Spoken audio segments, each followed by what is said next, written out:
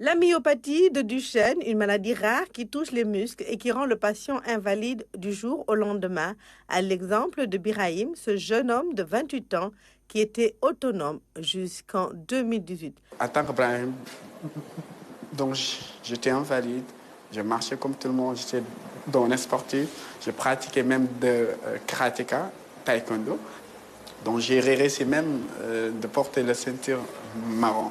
Mais comment se manifeste-t-elle? Quels sont les signes qui peuvent alarmer? Dès l'enfance, à l'âge de 2 ans, voire même avant 2 ans, l'enfant, quand il marche, il peut tomber. Donc parfois, ce sont des enfants qui marchent sur la pointe des pieds. Parfois, ce sont des enfants qui ont des problèmes de position assise. Parfois, ce sont des enfants qui, quand ils courent, ils tombent. Quand ils montent les escaliers, ils les montent difficilement. Et parfois, sur le plan clinique, ce sont des enfants qui ont souvent une augmentation du volume des mollets. Docteur Marietou Traoré, qui suit de très près les malades atteints de myopathie de Duchenne, revient ici sur la prise en charge et l'évolution de la maladie. La prise en charge, c'est d'abord, avant tout, la rééducation fonctionnelle. Donc, c'est des patients qui doivent faire de la rééducation fonctionnelle pour éviter les complications. Parce que si le malade ne fait pas ces séances de rééducation fonctionnelle, on peut avoir des complications ostéo-articulaires, sachant que la maladie, elle évolue vers un alitement. D'abord, c'est des malades qui ont des difficultés à la mobilisation, et ensuite, ils sont assis sur chaises roulantes, et après, ils sont alités. N'ayant pas de traitement en tant que tel, Birahim, lui, a choisi de se battre et de se donner les moyens de vivre.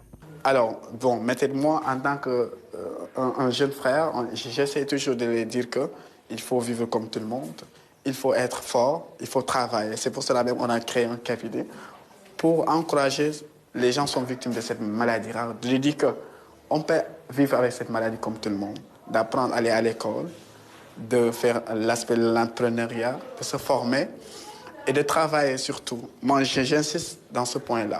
J'aime même pas des gens qui font la mendicité.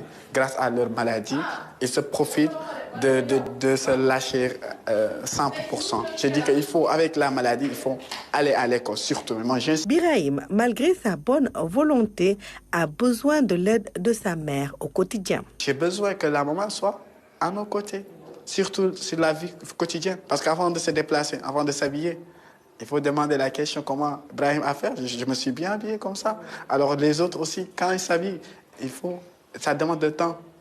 Et puis il faut que la maman, on les prépare surtout et pour qu'elle puisse avoir une autonomisation. La maladie de Duchenne, cette maladie rare qui touche que les garçons, est très chère. Aujourd'hui, docteur Marietou Traoré est aux côtés des membres de l'association Taraouma pour un large plaidoyer. Bien que la rééducation, elle coûte extrêmement cher. Il te faut combien de rééducation par semaine? 5 000 francs la séance.